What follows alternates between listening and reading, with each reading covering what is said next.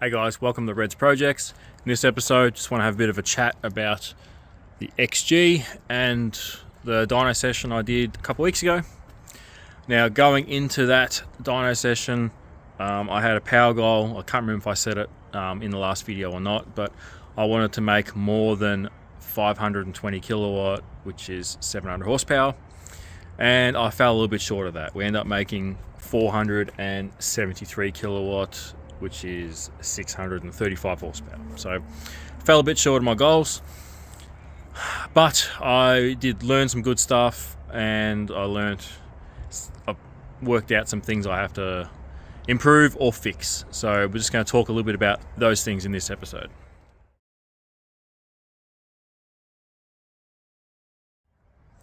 First thing that needs to be fixed is the fuel system.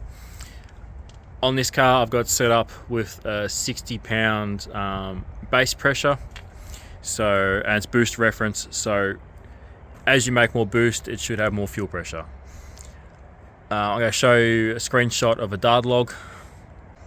The green line is throttle position, the blue line is fuel pressure, and the purple line is when my second fuel pump turns on. And you can see before I start the run, fuel pressure is in the 50s, so it's a little bit lower. As I go full throttle, the fuel pressure dips into the 40s, and then the second fuel pump turns on and fuel pressure goes up and moves around a little bit and then settles at 60 psi for the whole run. On that particular run, I think I was about 15 psi boost, so fuel pressure should have been 75 psi. So I think I've got a problem with my fuel reg. So I've got a little ProFlow fuel reg there. So I've got a diaphragm, like a rebuild kit for this regulator. So I'm going to pull it apart, see if there's anything wrong with it. If there's nothing wrong and it still has the problem, I'm probably going to replace it with like an Aeromotive one or something. But while I'm doing that, I still have the stock lines between here and the tank, so I'm going to put the bigger fuel lines in. You can see back here, we go from 2 pumps to a filter to I think it's a -6 line, and then goes into the skinny little factory lines. So I'm going to sort this out finally. I've been putting it off for a while, but set this up and probably put a flex sensor in here just for the future, and run big lines front and back. So hopefully with either fixing that reg or replacing it and running the big lines, my fuel pressure should be sorted.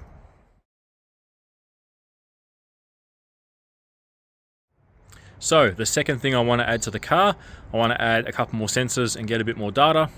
So you can see down here, this was last minute, but I put that copper curled up wire there to measure back pressure. I was using the Dyno's second map sensor to record back pressure, but I want to record that with the Holly. So I get another pressure sensor to record that. And I also want to measure pressure here between the turbo and the intercooler, because if you're seeing, I don't know, 18 pounds in here, and then you're seeing 15 pounds in the inlet, that means you're dropping pressure through the intercooler. So I want to measure the boost before the intercooler, and I would like to put a tail shaft sensor on it. I was talking about that before, but I found a reluctor that bolts onto the Borg-Warner flange, so I want to do that and set up one of those so I can record tail shaft RPM, just so I can kind of get some data for the torque converter. And of course I want to set up boost by speed. And the third thing I want to do is replace the turbo. So if you followed along, you'll know I've got a China S475 clone. It's just a bare basic cast 75mm. It cost like $300 off eBay at the time. And it's been doing really well up until I tried turning it up on the dyno. So I definitely hit a wall. It made the most power at about 15 pounds of boost. When I went above that, back pressure skyrocketed. Pre-intercooler temp went up. It even sounded like it was surging, and it wasn't sounding too happy during the run. And it just hit a wall, wouldn't make any more power above that, which I'm kind of disappointed about, because all the research I did said that an S475 should make over 700 to the tyre. So I thought I'd easily be able to make 700 to the hubs with my setup. But I've got a couple theories why. First of all, these examples I've seen, they're probably a real Borg Warner S475, not a China copy. So that could be contributing. Most of these people are probably running E85. I'm on 98 and I've got fairly conservative timing because of that. And I've got a lot of converter slip with this setup, which is why I want to fit a tail shaft sensor to see if it's bad enough that I should be getting the converter tightened up, or if it's fine. But there's three things why I think I made 635 horsepower instead of 700 and something like I thought I was. But I'm not too concerned about that, because I've already got a bigger turbo, and I'll show you that right now. Alright, so the turbo on the right is exactly the same as the one that's in the car.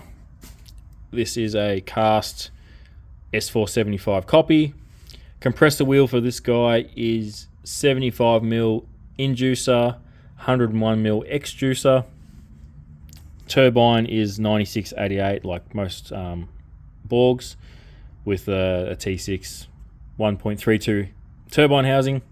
So it's exactly the same as what's on the car currently. This is just a spare. I bought this for a mate of mine, then I ended up getting it back, and I've just been keeping it as a spare in case anything happened to my one.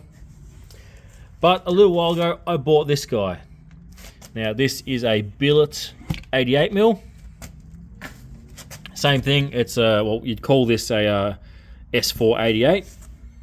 Exhaust side is identical to this turbo and the ones on the car, but we've got a bigger compressor wheel on this one. So this is an 88 inducer and like a 117 extruder. So much bigger compressor wheel.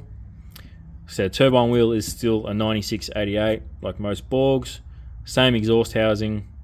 It's the 1.32 T6 housing. So the exhaust side is exactly the same between this turbo, and the ones on the car. So just this guy has more compressor flow, which I think that is my issue, because plenty of people have made power with the turbine housings, the T6 ones on these Borgs, but most people have a billet 80mm or bigger again. So if you look at compressor map for a 75mm Borg, it's a lot less than like an 80 or an 80mm, 88mm. So hoping this will help me push power beyond 700, and hopefully not be too much lazier than what's on it now. Alright, so that's about it. I'm going to sort out my fuel system, going to add some more sensors, and go fit the bigger turbo. Then hopefully next dyno session I'll be able to hit my goal, which is just to make just over 700 horsepower. I don't want to make much more than that because I'm on 98 unleaded. So if it makes 710, 720 horsepower, then I'll be happy. The car will probably stay like that for 6 months or so while I accumulate more parts to go further again. But at 700 horsepower, I want to take it to the track and try and run some fast numbers with it. So that's about it for this episode. Thank you very much for watching. I'll see you next time.